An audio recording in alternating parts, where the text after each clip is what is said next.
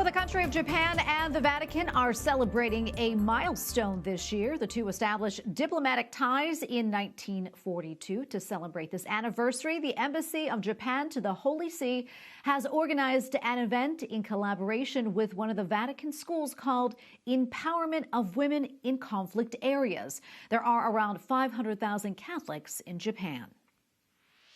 Joining us now from Rome is Seiji Okada, Ambassador of Japan to the Holy See. Mr. Ambassador, thank you so much for your time today. We appreciate it.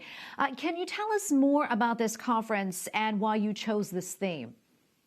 Yes, the seminar we had this morning we talked about the empowerment of the women, particularly in the conflicting area. You know, I think it's very important to share the project we had in South Sudan, particularly. It's such a coincidence. Just yesterday, the Pope, just announced that his scheduled visit to South Sudan in July.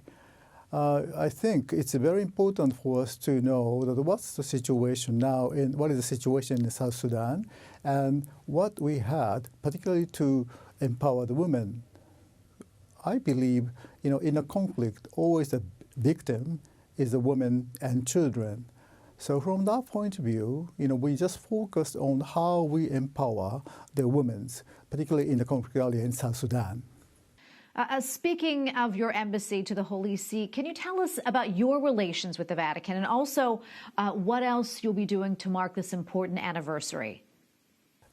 Well, actually, this year is a special year for us, for the Japanese embassy here, because this year is the 80th anniversary of the establishment of the diplomatic relation with Japan and the Vatican. We opened our embassy in 1942, and we are having an embassy here in the Vatican for 80 years. And during that 80 years, we kept a very good relation between Japan and the Vatican. And particularly, 2019, the Holy Father visited Japan. That was a very significant event for both Japan and the Vatican. And lastly, can you tell us what's the current situation of the Catholic Church and the faithful in Japan?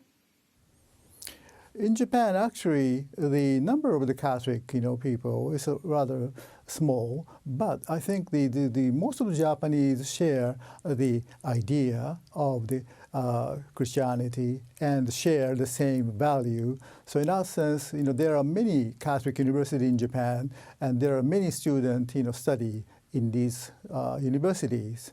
And at the same time, I think for Japan, as I told you, that the Holy Father visited Japan in 2019, and he visited Nagasaki and Hiroshima.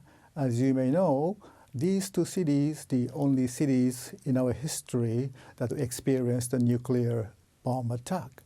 And actually, particularly at this time, I think it's a very important meaning, because when the Pope visited two cities, he appealed to the world about the peace and non-nuclear weapon.